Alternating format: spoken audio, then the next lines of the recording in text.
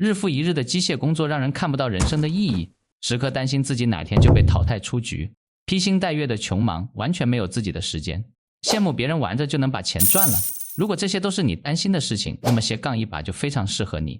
斜杠来源于英语的 slash， 这个概念出自美国纽约时报的专栏作马西埃尔博尔 Marcy Albaher 一职多重职业。2011年，美国40岁以下的工作人群中有 36% 的人拥有多份收入，从事多份工作，选择一种多元的生活。近年来，这一比例还在不断提高，斜杠也越来越成为盛行全球的工作趋势。本书作者金伯利·帕尔默是美国国民网红级斜杠创业家，他是自由撰稿人、咨询顾问、规划师、公共演讲者 CEO。在本书中，他用自己的斜杠经历以及数百份实地采访和考察，揭秘了美国斜杠创业家的微创业成功之路。他还列出了可以选择的副业类别和工具，帮助你发掘自己的天赋、兴趣和优势，找到自己的斜杠道路。在本书的最后，帕尔默还提供了寻找副业的指导手册，是你寻找、选择、确定副业不可或缺的地图。紧跟他的脚步，你也能轻松拥有自由的多元化生活。共享经济时代，专一职业已成为无聊的代名词。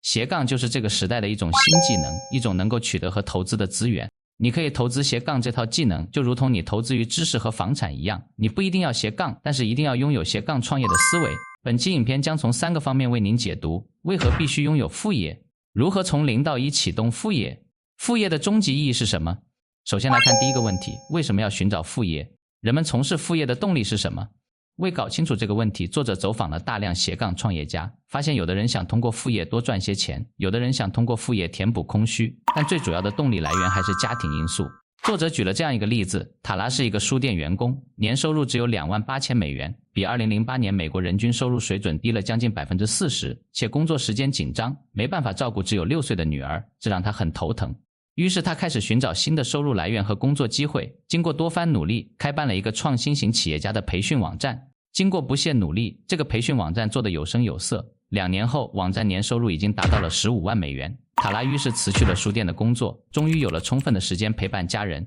除去家庭因素，作者认为为职业生涯的延续寻找保障，也是让寻找副业变得迫在眉睫的一个原因。工作里总存在不确定性，谁也不敢保证自己手里拿的就是铁饭碗。作者认为必须发展一份副业，既可以平衡家庭财政收支，又可以应对突如其来的失业，让自己和家人的未来更有保障。例如，尼克尔是一家互联网公司的普通员工，危机意识很强，即便每天起早贪黑工作，也仍然坚持更新播客。因为在他看来，一个人必须积累足够的人脉资源，才不至于在突然被炒鱿鱼后六神无主，而更新播客就是他积累社交人脉资源的主要途径。2年后，尼克尔真的被公司辞退了，但他很坦然，因为此时他也通过写播客拥有了自己的网站和大量粉丝，广告和演讲的收入源源不断，完全可以养活自己，并且写播客这份工作让他感觉人生充满意义。作者认为，无论是出于家庭生活、个人发展，还是为了实现财务自由，寻找一份副业，对于在职场中摸爬滚打的人来说，都是不可不去做的任务。接下来是第2个问题，究竟如何才能正确开启自己的副业呢？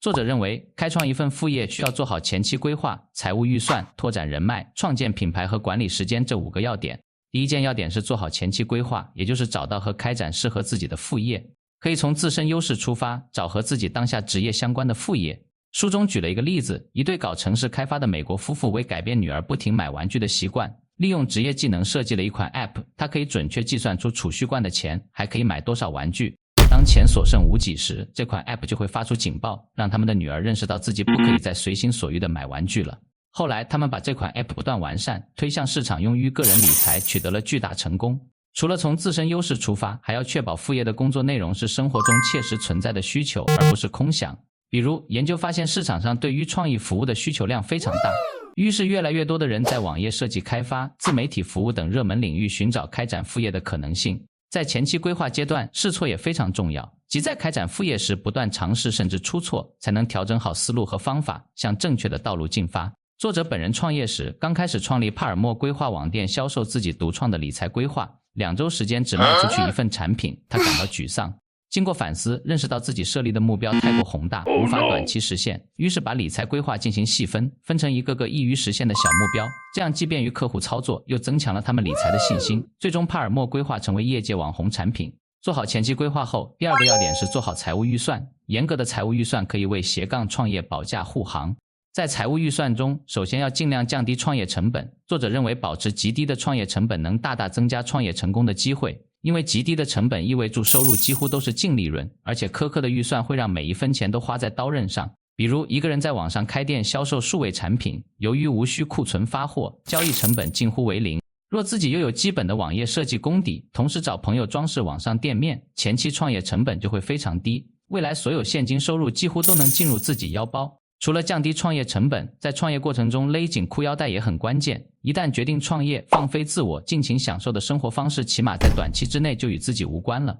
勤俭节约成为必须，花每一分钱都要仔细掂量。开展副业需要充足的人脉资源，所以第3个要点是拓展人脉。一个好的朋友圈会让创业努力事半功倍。在当今网络技术飞速发展的大环境下，人们的社交活动更加频繁和多样化。艾丽卡曾是一家奢侈品公司的销售人员，厌倦了每天12小时打工的生活，开始从事副业，从自己熟悉的运动领域入手，售卖具有运动元素的珠宝饰品，同时在播客上更新自己的珠宝创意，比如为抗癌患者或者新晋妈妈定制具有纪念意义的珠宝。通过更新播客，他结交了各行各业的朋友，很多人成为他运动饰品的忠实客户。同时播客还说明他与纽约时报等大媒体建立合作关系，进一步扩大了他独家定制珠宝的知名度。现在他已是一家珠宝企业的老总。创业中的人容易陷入孤独和迷茫，此时急需找到获得支持和慰藉的地方，比如网络上的创业者社区，里面往往都是奋战在创业一线的人，会用亲身经历给予宝贵的专业指导。作者本人就在创业瓶颈期，偶然发现一个专门培训创业者的网站，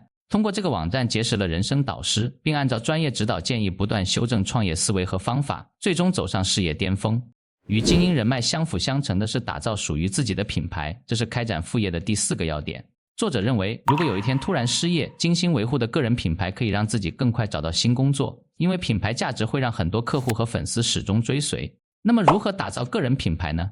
作者建议开通个人播客是个不错的方法，通过发表文章和粉丝聊天，慢慢建立影响力，然后注册个人网站，就会有一大批拥护者，创业机会也会到来。作者在创业初期开通了叫阿尔法消费者的播客，时常分享自己的理财故事，很多人产生浓厚兴趣，知名财经节目也注意到播客，邀请他参加电视节目，带来极高关注度和访问量，最终阿尔法消费者成为业界知名的个人播客品牌。不过酒香也怕巷子深，个人品牌需要和宣传推广一起进行，宣传要有针对性，要知道客户是哪些群体，有什么需求。作者本人推销理财规划手册时，起初很迷茫，经过调查研究，决定从母婴和育儿类播客入手，告诉初为人母的宝妈们理财规划如何帮助做好家庭财务管理。果然得到众多网友支援，越来越多人关注并购买他的理财规划，让副业之路明朗起来。可能有人会问，白天还要上班，哪来那么多时间开展副业？这就涉及到第5个要点，有效的时间管理。把副业做得好的人，总能处理好主业和副业的关系。